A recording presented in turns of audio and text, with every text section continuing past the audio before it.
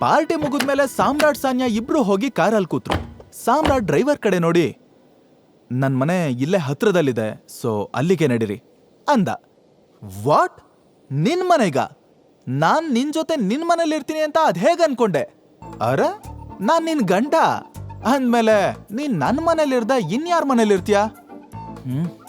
ನಿನ್ ಕೆಲ್ಸಕ್ ಬರ್ದಿರೋ ಯೋಚನೆಗಳನ್ನೆಲ್ಲ ನಿನ್ ಜೇಬಲ್ಲೇ ಇಟ್ಕೋ. ಮೊದ್ಲು ನೀನ್ ನನ್ ಬೆಡ್ ಮೇಲೆ ಹೇಗ್ ಬಂದೆ ಅಂತ ಬುಗಳು. ಎಸ್, ಆಕ್ಚುಲಿ ನಾನು ಕೂಡ ನಿನ್ನ ಇದೇ ಪ್ರಶ್ನೆ ಕೇಳ್ಬೇಕು ಅನ್ಕೊಂಡಿದ್ದೆ. ನೀನೇ ಇದಕ್ಕೆ ಉತ್ತರ ಕೊಡ್ಬೇಕು. ಹೇಗ್ ಬಂದೆ? ಸಾನಿಯಾಗೆ ಪಿತ್ತ ನೆತ್ತಿಗೆರ್ತು. ನನ್ನ ಮುಂದೆನೆ ಅಧಿಕ ಪ್ರಸಂಗ ಮಾಡ್ತೀಯಾ? ಟೈಮ್ ಬರ್ಲಿ ಆಗ್ ನೋಡ್ಕೋತೀನಿ ನಿನ್ನನ್ನ. ನಾನ್ ಸತ್ರು ನಿನ್ನ ಗಂಡ ಅಂತ ಒಪ್ಕೊಳ್ಳಲ್ಲ. ನಿನ್ ಮನೆಗೆ ನಾನ್ ಎಡ್ಗಾಲು ಇಡಲ್ಲ, ಅರ್ಥ ಆಯ್ತಾ? ಒಂದ್ ವೇಳೆ ನಾವಿಬ್ರು ಒಟ್ಟಿಗೆ ಇರ್ಬೇಕು ಅಂತ ತಾತ ಫೋರ್ಸ್ ಮಾಡಿದ್ರು ನೀನೇ ಬಂದ್ ನಮ್ಮನೇಲಿ ಬಿದ್ದಿರು, ಅದು ಸರ್ವೆಂಟ್ ತರ ಅಂತ ಖಡಕ್ ಆಗಿ ಹೇಳಿ ಡ್ರೈವರ್ಗೆ ಸೀದಾ ಮನೆಗ್ ನಡಿ, ಎಲ್ಲೂ ಸ್ಟಾಪ್ ಮಾಡ್ಬೇಡ ಅಂತ ಆರ್ಡರ್ ಮಾಡಿದ್ಲು. ಸ್ವಲ್ಪ ಹೊತ್ತಿನ ನಂತರ ಕಾರು ಅವಳ ಬಂಗ್ಲೆ ಮುಂದೆ ಸ್ಟಾಪ್ ಆಯ್ತು. ಕಾರ್ ಇಳ್ದು ಹೀಲ್ ಸೌಂಡ್ ಮಾಡ್ತಾ ಮನೆ ಒಳಗಡೆ ಹೋದ್ಲು. ಒಂದೇ ಒಂದ್ಸಲನು ಸಾಮ್ರಾಟ್ ಕಡೆ ತಿರುಗೂ ಕೂಡ ನೋಡ್ಲಿಲ್ಲ. ಸಾಮ್ರಾಟ್ ಮಾತ್ರ ಅವಳನ್ನೇ ನೋಡ್ತಾ, ನೀನ್ ಹೇಳ್ದಾಗೆ ನಾನೇನಾದ್ರೂ ಇವತ್ತು ರಿಂಗ್ ನ ತೆಗೆದ್ಬಿಟ್ಟಿದ್ರೆ ನನ್ ರಿಯಲ್ ಐಡೆಂಟಿಟಿನೇ ನನಗೆ ಗೊತ್ತಾಗ್ತಿರ್ಲಿಲ್ಲ. ಪಾರ್ಟಿ ಕರ್ಕೊಂಡು ಹೋಗಿರೋ ನಿನಗ್ ಥ್ಯಾಂಕ್ಸ್ ಹೇಳೋ ಈ ರಿಂಗ್ ಥ್ಯಾಂಕ್ಸ್ ಹೇಳೋ ಗೊತ್ತಾಗ್ತಿಲ್ಲ ಅಂತ ಯೋಚಿಸ್ತಾ ಮನೆ ಕಡೆ ಹೆಜ್ಜೆ ಹಾಕೋದಕ್ ಶುರು ಮಾಡ್ದ.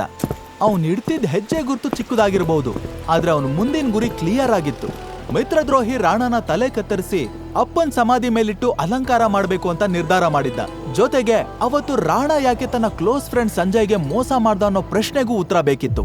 ಡ್ಯಾಡ್, ಇನ್ಮೇಲೆ ನಿಮ್ ಈ ಟೈಗರ್ ಕೈ ಕಟ್ ಕೂತ್ಕೊಳ್ಳೋ ಮಾತೇ ಇಲ್ಲ. ಆದಷ್ಟು ಬೇಗ ರಾಣನ ಕಂಡು ಹಿಡ್ದು ಅವನ್ ಹೇಗೆ ನಿಮ್ಮ ಬೆನ್ನ ಹಿಂದೆ ಕತ್ತಿ ಮಸ್ತು ಎದೆ ಬಗದ್ನೋ ಹಾಗೆ ನಾನು ಸಾಯಿಸ್ತೀನಿ. ಅವನು ನಾನೇ ಹೊಡೆದು ನಿಮ್ ಕೊನೆ ಆಸೆನ ಈಡೇರಿಸ್ತೀನಿ ಡ್ಯಾಡ್ ಅಂತ ಸಾಮ್ರಾಟ್ ಬೆರಳಲ್ಲಿರೋ ಉಂಗ್ರನ ಮುಟ್ಟಿ ಶಪಥ ಮಾಡ್ದ. ನೆಕ್ಸ್ಟ್ ಡೇ ಅಲಾರಾಮ್ ಸೌಂಡ್ಗೆ ಕಣ್ಬಿಟ್ಟ ಸಾಮ್ರಾಟ್ ನೆನೆ ಪಾರ್ಟಿಲಾಗಿದ್ನೆಲ್ಲ ನೆನಪು ಮಾಡ್ಕೊಂಡು ಅಕ್ರಮ್ಗೆ ಮನ್ಸಲ್ಲೇ ಥ್ಯಾಂಕ್ಸ್ ಹೇಳ್ದ. ಸಂಜಯ್ ಇಲ್ದೇ ಇದ್ರು ಅವ್ನು ಕಟ್ಟಿರೋ ಮಾಫಿಯಾ ಸಾಮ್ರಾಜ್ಯನ ಇನ್ನಷ್ಟು ಚೆನ್ನಾಗಿ ನಡೆಸ್ಕೊಂಡು ಬಂದಿರೋ ಅಕ್ರಮ್ ನಿಜವಾಗ್ಲೂ ಗ್ರೇಟ್ ಅನ್ನಿಸ್ತ. ಸ್ವಲ್ಪ ಹೊತ್ತಿನ ನಂತರ ಕೆಲ್ಸಕ್ಕೆ ಹೋಗೋದಕ್ಕೆ ರೆಡಿಯಾದ. ಅಕ್ರಮ್ ಹೇಳ್ದಾಗೆ ಅವನ ಐಡೆಂಟಿಟಿ ರಹಸ್ಯವಾಗಿಡೋದಕ್ಕೆ ಆ ಡೆಲಿವರಿ ಬಾಯ್ನ ಕೆಲಸ ಪರ್ಫೆಕ್ಟ್ ಆಗಿತ್ತು. ಅಕ್ರಮ್ ಕೊಟ್ಟಿದ್ದ ಚೆಕ್ನ ಜೇಬ್ಗೆ ಹಾಕೊಂಡು ಸೀದಾ ಆಫೀಸಿಗೆ ಬಂದ. ಕಾರಿಡಾರಲ್ಲಿ ಕಾಲಿಡ್ತಿದ್ದ ಹಾಗೆ ಒಂದು ವಾಯ್ಸ್ ಕೇಳಿಸ್ತು. ಏಯ್ ಡೆಲಿವರಿ ಬಾಯ್, ನಿಂತ್ಕೊಳ್ಳೋ. ಈ ವಾಯ್ಸ್ ಸಾಮ್ರಾಟ್ನ ಚುಡಾಯಿಸೋದನ್ನೇ ಕೆಲಸ ಮಾಡ್ಕೊಂಡಿರೋ ಅವನ ಕೋಲಿಗ್ ಹರೀಶ್ದಾಗಿತ್ತು. ಅವನ್ಗೆ ಸಾಮ್ರಾಟ್ಗಿಂತ ಸಂಬಳ ಜಾಸ್ತಿ ಇತ್ತು, ಜೊತೆಗೆ ಇನ್ಸೆಂಟಿವ್ಸ್ ಬೇರೆ ಸಿಕ್ತಿರೋದ್ರಿಂದ ತಾನೇ ಗ್ರೇಟ್ ಅಂತ ಕೋಪ್ ತೋರಿಸ್ತಿದ್ದ.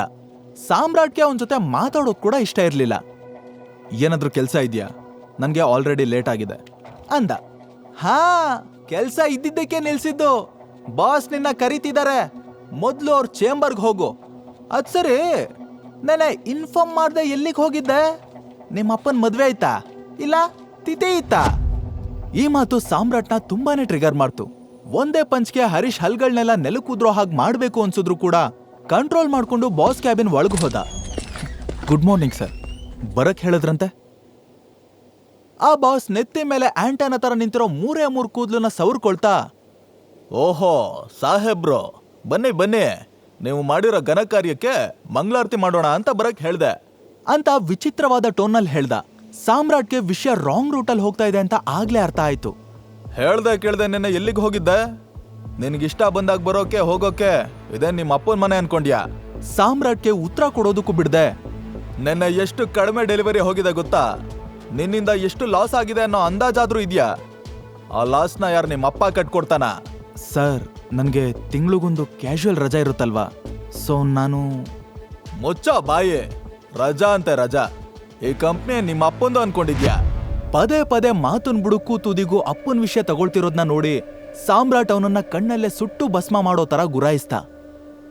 ಏಯ್, ಏನೋ ಹಾಗೆ ಗುರಾಯಿಸ್ತಿದ್ಯಾ? ಕಣ್ಗುಡ್ಡೆ ಕಿತ್ ಗೋಲಿ ಆಡ್ಬಿಡ್ತೀನಿ.